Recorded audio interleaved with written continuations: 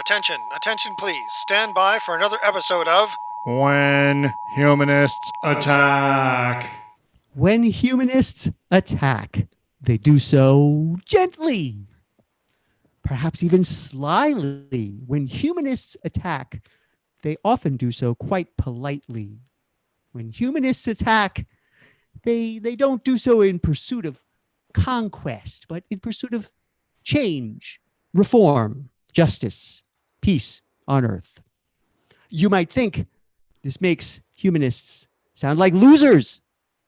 But to some people, soldiers who go off to war and get wounded or killed for their country sound like losers. Welcome to When Humanists Attack. I'm Roger Kimmel Smith, your irreverently reverent Jewish Taoist pagan. And it is my great pleasure today to have as our guest Eric Kaplan. He is an intensely unique individual and a very funny man. Eric Kaplan is a successful comedy writer and TV producer whose extensive Hollywood credits include The Big Bang Theory, for which he was an executive producer, Futurama, for which he won his Emmy in 2002 for Outstanding Animated Program, Malcolm in the Middle of that career, a couple of years with David Letterman back in the 90s, for which he received 2 Emmy nominations. He's written episodes of The Simpsons and Flight of the Conchords. He owns his own visual effects studio, Mirari Films, based in Los Angeles with a studio in Romania. He's sold program ideas and his own creative work to the Disney Channel, Nickelodeon, Adult Swim, and other TV networks. He's also studied philosophy at the doctoral level and is the author of Does Santa Exist? Or also known as Does Santa Exist? Or Does Santa Exist? A philosophical investigation. Before I let you talk, Eric, I'll disclose that I've known you a long time. Eric and I met in 4th grade, to be exact. And so I have the pleasure to have been not only Eric's friend, but collaborator on a few projects back in the day, if that's fair to say. And I'm not even talking about acting in your high school plays. But so I should disclose to our audience that his reputation, not a reputation, his aura, this man's aura is one of genius. And it was already strongly emanating in those grade school years. He was the smartest person you'd ever met. And I think our 5th and 6th grade teachers felt that way too. So I'd like to begin by asking you to talk in an open-ended fashion about your childhood or your child self. Specifically, I'm curious about what you have to say now about the child you were. I don't know. I feel that's a little bit of a shamanic journey you're asking me to go on. When I go back and I try and touch base with that universe, that sort of unformed universe of childhood, I remember things like playing with rocks and staying underneath the piano with the dog. I remember stuttering, that I had a lot of anxiety about stuttering. And I remember the neighborhood in Brooklyn had a kind of phantasmal quality to it, a fantastic quality to it, almost dreamlike. And one of the things I wonder is, to what extent that dreamlike quality was a sort of metaphysical dream, and to what extent it had to do with emotional dissociation. There's the spiritual dimension of that dream state, and then there's a sort of psychological dimension, and they're sort of marbled, like remember that vanilla fudge swirl, Breyer's ice cream?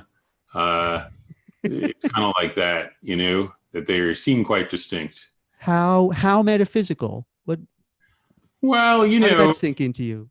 I guess I always liked the Intimations Ode. You familiar with that by Wordsworth? No. Well, he talks about how when you're first born and you're a little kid, everything, his word is, it seems appareled in celestial light. It's apparelled in celestial light. And then he says, well, and then as you get older, you start to imitate the various social roles that are offered to you by your society. And then he says, these things that I have seen, I now can see no more. Where is it now, the visionary gleam? Whither have they fled, the glory and the dream? And he says it's because of pre-existence before birth. And he says that when we're children, we haven't yet become part of this universe entirely, and we carry with us the sort of wisps of the previous, more infinite existence. So I think that's probably true for everybody when they look at childhood, that there's a sense of like, that the terrors are more terrifying, the joys are more joyful, and everything has a sort of dreamlike infinitude to it. And I think that's true for me. But then I'll also say, sort of looking at it with the eyes of experience back at innocence, that there's a sense in which you can also say that that's emotional dissociation. Experiences in our lives have a dreamlike quality very often when we're not integrated. And, you know, if you're looking at episodes of trauma, which we cannot quite put together, those will be recorded by the brain in this sort of dreamlike way, like there's not a continuous flow. And that's definitely something I've noticed about my childhood, which is my memories of it are very, very patchy. Like sometimes I think that I can remember about 6 things. That's an exaggeration, but I view that as being a sign of sort of dissociation, because I think if you're integrated, one of the signs of integration is that you can have an autobiographical memory that incorporates the emotional and the intellectual. Like you're not taking a step out of your life cognitively, but you're also not, like there's sort of 2 attachment styles. And the anxious attachment, whenever you ask an anxious person what their past was like, they relive it. And they're like, I was there and my mother was yelling at me and she shouldn't have, and I don't know why she was, but she was. And then the avoidant attachment person is going to be like, well, many things happened, you know, there were problems, you know, and what I seek in my life and what I think is a good thing to seek for is this sort of integration, which lets you have a more kind of flexible ability to recount your past. And I'll tell you, for my early childhood, I don't have that. It's more of a hallucination, you know, or a series of like powerful images. So I don't know. Like I say, I'm giving you 2 perspectives, and I sort of think the psychological and the spiritual, like we're not supposed to, well, I shouldn't say supposed, who am I to say what we're supposed to do? But in my own life, I find it helpful to have both, like to kind of look at it with binocular vision and consider both as real. You started to say something about sadness. Yeah, I had a sort of a sad household. My brother Andy had been born and lived about 5 years and died before I was born. And I think my parents were both grieving that experience. So I sort of grew up in that atmosphere. We're both like, you know, my parents were happy, you know, that they had another baby, but at the same time, I think they felt a sense of fear that like, oh, am I going to be taken from them the way Andy was taken from them? So I think there was a kind of a heaviness. You know, I don't want to say heavier than your listeners. I'm sure they have their own crosses to bear, but as I experienced it, it was a sort of a heaviness. But I didn't really. It certainly corresponds with my memory in a way that I couldn't have put my finger on then. There was a sense of impending echo around those spaces in that cavernous Victorian house. Mm-hmm. Interesting. We went to high school together and then parted ways. Yeah. And your early career directions, here's a biographical question, you know. What was that like, finding your way towards career? When I got out of college, I really didn't know what I wanted to do. So I was like, well, maybe I'll be a roofer. So I was doing some roofing and I was terrible at it. And I was like, maybe I'll be a mover, and I was really terrible at it. So then I was like, what am I going to do? And you need to do something. You can't just do nothing.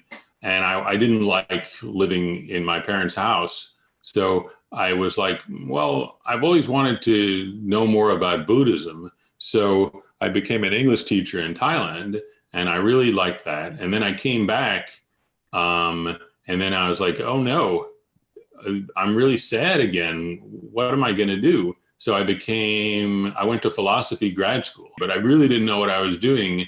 And I wasn't accessing my wise mind. I was just sort of staggering down the street like a drunkard. And then I ended up getting almost all my PhD done, but I got scared that I wouldn't be able to get a job. Like, I liked the concept of intellectual freedom, and it turned out to get a job, I would have to get like 9 or 10 recommendation letters. And this sort of wigged me out. Probably it shouldn't have, because I could have gotten letters of recommendation. I was a good grad student, but I got wigged out and scared. So then I was like, what can I do? So I thought, well, why don't I try and be a TV writer? And I said, okay, I'm not going to write my dissertation. I will put that on ice, and I'll take the next year trying to be a TV writer. And I ultimately landed a job at Late Show with David Letterman. And I guess I liked the idea that I was writing things that people would read or watch. Like, I liked the idea of doing something that had some kind of impact on large numbers of people. Like, maybe I was just too anxious, and I was afraid if I wrote something that nobody read, it would just be like writing something in the sand on the beach that would just get washed away, and it would have no effect on any other human brain at all. So I was nervous about that. So I felt better like working in something that had some greater perceived cultural relevance. So. You had considerable writing experience and some playwriting in your background before you jumped into this. I'd been writing short stories and little plays since I was a little kid, and it was something that I liked and I enjoyed. But I think maybe the voice of my mother in my head, I always sort of felt like a serious thing is to be, a scientist or a doctor, and not being a scientist or a doctor seemed kind of frivolous. But I had enjoyed writing and been working at writing, like I say, since I was 7 or so. I mean, I wrote magazine articles in college, but by the time I actually reported to work, I had some degree of skill in my hands. I mean, nothing great, but at least I could write a joke, that kind of thing. I can certainly attest that you were always funny, and maybe you knew it. What jokes do you remember from when we were kids? I guess the easiest thing to remember is the film strip spoof that you and I did together. Yeah. Paleolithic Times. I remember that. I'm still proud of that. I still stand behind that. I remember a shot of either you or me in a tree as Paleolithic man.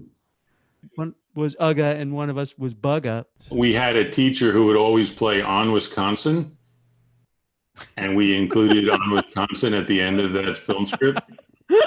I do remember that. I remember that as being very, that film strip as having a lot of endings. That we kept thinking of more funny things to put at the end, so we did. I think I was very successful. I'm sorry it's been lost. We were developing shtick. Yeah. I remember perhaps the last time I was at your house, we were probably in our 20s. Mm-hmm. You screened it for us. Oh, we still had it. Oh my goodness. Do you remember, what do you think of the Child Society?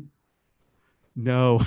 So we used to go around and do surveys I don't know if it was for a newspaper or just for our own amusement, and we do surveys.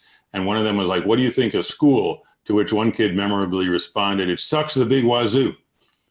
And then at some point, someone suggested the topic, what do you think of the Child Society? And we did that survey. What do you think of the Child Society? Although I continued to have no idea what the Child Society is or what anyone could think of it. And we'd ask it in a deliberately aggressive way. Be like, what do you think of the child society? And people would be like, what? How about this one? Garden World. Oh, dun dun dun dun dun dun dun dun dun dun dun dun dun dun dun. And then it was always like just a non sequitur, right? Yes. Like a one-line non sequitur. And then the outro music would come back. Oh, the tomato is not a vegetable; it is a fruit. Dun dun dun dun dun dun dun dun dun dun dun dun dun dun. But it also always, you would always introduce yourself. Was I Ralph Snodgrass? No, you were Mel Shanks. Oh, Mel Shanks. And I was Phil Shanks. Mel Shanks is not here today. The funny thing, or the serious thing about the funny thing, is that comedy has remained at the core of your work, and you've gone quite far at it. When we spoke just the other day, in the middle of a long and very erudite rant about how the Kabbalah spiraled out into contemporary esotericism, which it did, who stopped, who say, but hey, I'm a comedy writer, I'm not a scholar. That's true. That's but true. You're quite familiar with scholarship. You told us you got to all but dissertation, I suppose. No, I have a dissertation now. I have a PhD in philosophy. Congratulations. Thank you. I returned to philosophy, and I finished my dissertation about 3 years ago, and I received my PhD. So I no longer have this sense of phoniness. So what was the topic of your dissertation? It was Kierkegaard and the funny. See? Funny is the thread. Kierkegaard has this notion that human life or human being, or, you know, the best way to live your life or the most real way to live your life is as a tension between what he calls the factors, but it's kind of like the tension is between the eternal and the temporal, between the determined and the free. There's sort of two perspectives on life. There's our finite, embodied, vulnerable self, and there's our eternal, invulnerable self. And he says that what it is to be spiritual is to take a stand in your life on how you relate these two factors. And he thinks that what most people tend to do is pick one or the other. So either you're just like, I'm going to party, I'm going to live the life of an animal and just have, you know, ups and downs and try and enjoy the highs and avoid the lows. Or you're like, I'm going to take a step back and I'm going to separate myself from this world and ascend to a higher perspective. He says you should tense in the contradiction. You should stretch in the contradiction and feel both sides as keenly as possible. So rather than kind of coming up with the lukewarm water of Spinal Tap, you're sort of simultaneously experiencing the extreme cold and the extreme heat, which is paradoxical. He says it's sort of like you cannot actually coherently explain this, but you can live it. You make an infinite commitment to the finite by virtue of the absurd, is one of his slogans. Infinite commitment to the finite by way of the absurd. Yeah. All right. It's starting to head towards funny. Right. The funny is at least acknowledging that is a significant part of life, that contradiction and dwelling in contradiction has something to do with what's funny. His theory of the sort of summum bonum, like the best way to live your life, it's not the humorist. He thinks the existential humorist is very, very high, like it's a very, very good thing to achieve, but it's not the best. The best is what he calls religiousness B, or faith. And that is falling in love with your beloved, even though you see the sword hanging over her head and know that you could lose her at any moment, but not protecting yourself from that experience, just being infinitely vulnerable and open to the possibility of disaster. That's what he thinks is the best thing. And he thinks that comedy is not quite there, but it's very good. so that's some Kierkegaard for your listeners. And if they're interested, I'll send them my dissertation, or they can read the concluding unscientific postscript and the sickness unto death and concept of anxiety, and see if they can make any sense of those. They're welcome to give it a shot. It allows you to draw on the resource, which, as far as I can see, is endless in you, of curiosity, including curiosity of a scientific bent. I'm remembering a play you wrote that we put on in the high school brick prison playhouse. What was it? Monkey and the Baboon? Oh yeah, Monkey and the Baboon. Right? Was there a lot of science in that? I don't remember. Well, the young character towards the end has a monologue that essentially asks questions you could consider cosmological, but that seem to be about physics. I remember Doc Rubenstein, he was freaked out by the sort of weird sadness at the end of that play, which I was proud of. I had a good taste.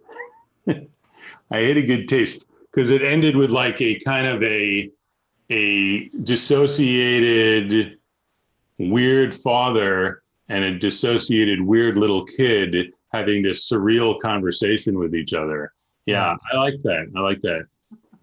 I'm happy to be reminded of that because I'm very self-critical. So I sort of tend to think, oh, everything I wrote in the past was garbage. But then I'm like, nah, now that I think about it, that's pretty good. I'm happy with that. It's clear from what we've said that, you know, comedy can be considered central to a not just philosophical, but a spiritual, even perhaps a religious stance about life. How does this all add up for you? Because I know you've also pursued religions, including the Judaism into which we were both born, and our family positions. I'll tell you the experience I have at listening to you ask the question. Yeah. So the first thing that I do is I'm sort of like, oh man, religion, faith. Why don't I do the philosophy move and say I don't know what any of those mean? Because I sort of fear that they may mean different things to different people, or they may carry with them a whole host of assumptions that I don't necessarily buy into. So I sort of come at it almost wanting to reject the question. Is there something behind it that we can avoid some of these $10 words? I mean, and by the way, if you and I can't communicate, what hope is there for the Palestinians and the Israelis? Because we grew up 2 blocks away from each other and we've known each other since we were 3 or something, or 11. So what's bugging you? What do you want to talk about? I think what I'm really driving at is how deep does the comic go in this framework of questions? I have different emotional moves in my psychological makeup. There's going towards it, and there's pulling back from it, and then there's being ambivalent about it. And comedy seems to be somewhere in the third category. But at the end of the day, like you said, it's like making love with the universe. There are going to be times for all three, and there'll be times for none of the above. Eric, Linus Kaplan, what a delightful and awesome and wide-ranging conversation. And what a delight to see you after so long. It was a pleasure, Roger. I really appreciate you reaching out. Thank you for joining us on When Humanists Attack. And thank you, YouTube subscribers, for tuning in to When Humanists Attack. Do all the things, like and follow and obey, won't you? Or just have a nice day.